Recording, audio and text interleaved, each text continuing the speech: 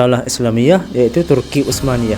Yang pertama Daulah Uthmaniyah ni iaitu pengasas dia iaitu Uthman I sekitar tahun 1299 Masehi di wilayah Anatolia ataupun di Turki sekarang ni. Yang kedua iaitu tempoh pemerintahan mulai pada tahun 1299 Masehi sampai kepada 1924 Masehi.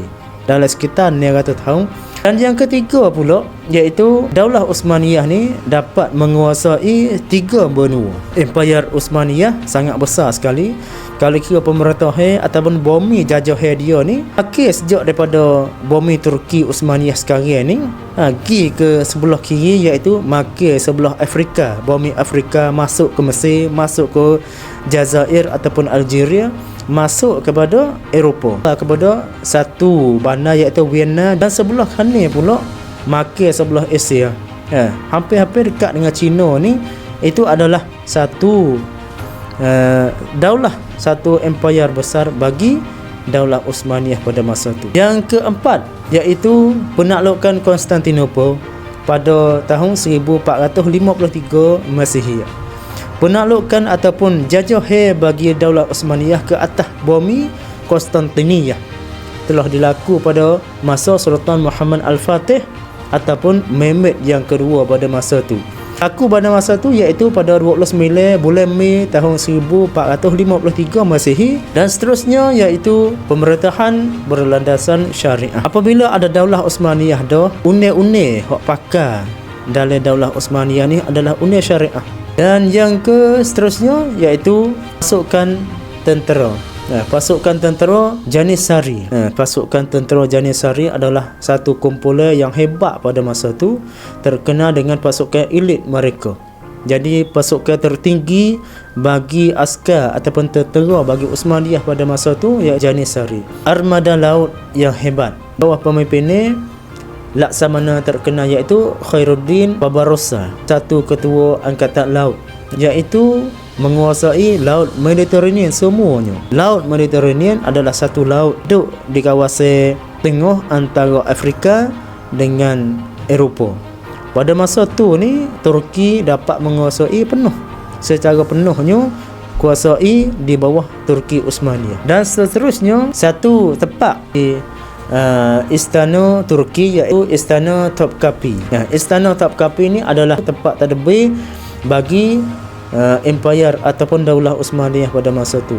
Dan masa sekarang pun kalaulah kita pergi ziarah di Turki ni, kita boleh nampak tadi Istana Topkapi itu adalah satu muzium tempat perhimpunan benda-benda masa Rasulullah SAW dan para sahabat.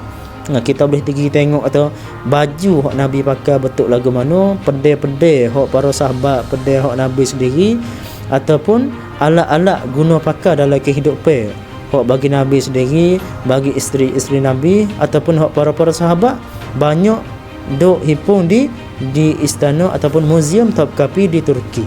Dan seterusnya iaitu pusat peradaban dan ilmu. Di Daulah Uthmaniyah tu Istanbul menjadi salah satu pusat ilmu pengetahuan, seni dan budaya. Kerana di situ ni para sultan-sultan sangat menghormati kepada para ulama.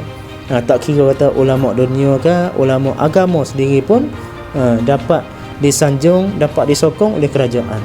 Maka di situ ni ada ramai ulama, ada ramai penyair, ada ramai arkitek dan ahli falsafah yang menghiasi zaman kegemilangan Daulah Uthmaniyah. Dan seterusnya zaman keemasan iaitu Sultan Sulaiman Al-Qanuni. Era pemerintahan tu iaitu dalam sekitar 1520 sampai 1560 Masehi.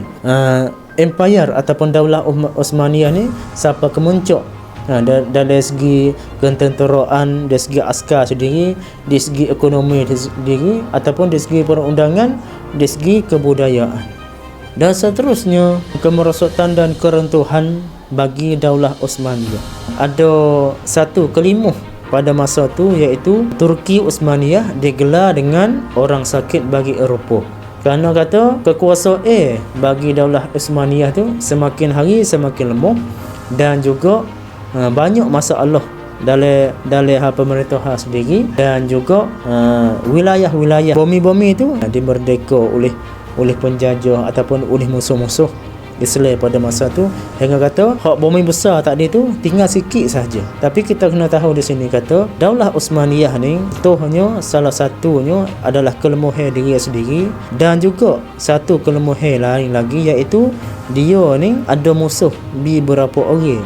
Salah satunya yang bukan Islam, orang kafir diri, dan juga pengkhianat orang Islam diri sebagai munafik yang menjatuhkan Daulah Uthmaniyah kerana mereka nak kepada kuasa, nak kepada menjadi pemimpin pada tempat masing-masing, hingga kata sanggup jadi anak tangi ataupun penolong bagi orang kafir untuk menjatuhkan Daulah Uthmaniyah pada masa itu. Satu perjanjian iaitu Khalawis pada tahun 1999 Masihi, kekalahan peperangan bagi Turki pada masa tu buatlah perjanjian Khalawis pada masa tu. Jadi menandakan titik mula kejatuhan bagi Daulah Uthmaniyah. Ia ni terpaksa kena serahkan wilayah beberapa wilayah, menjadikan bumi jajahan ni kau kecil. Penglibatan satu kekalahan besar iaitu pada masa tu peperangan dunia yang pertama. Kita ingatlah pada masa tu ada Jerman, Australia, Hungary pada masa tu adalah pemimpin ataupun ketua bagi satu pihak. Orang yang masuk dalam peperangan ni juga iaitu Daulah Uthmaniyah masuk sebelah Jerman. Akhirnya Jerman, Australia, Hungary kalah dalam peperangan dunia yang pertama. Waktulah jadi masuk dalam peperangan pertama ni, ia kena guna tentera ramai, ia kena guna alat-alat senjata banyak. Modal sendiri bagi Turki Uthmaniyah ni kena pakai banyak di situ. Apabila kalah dah situ, maka kelemahan lepas daripada peperangan sangat berat. Hak kata nyakit sikit-sikit jadi nyakit kau berat. Maka di situlah di detik yang pertama hingga kata Turki Uthmaniyah kalah dalam peperangan dunia yang pertama, hingga kata sampai kepada jatuh ataupun hancurkan Daulah Uthmaniyah pada masa tu.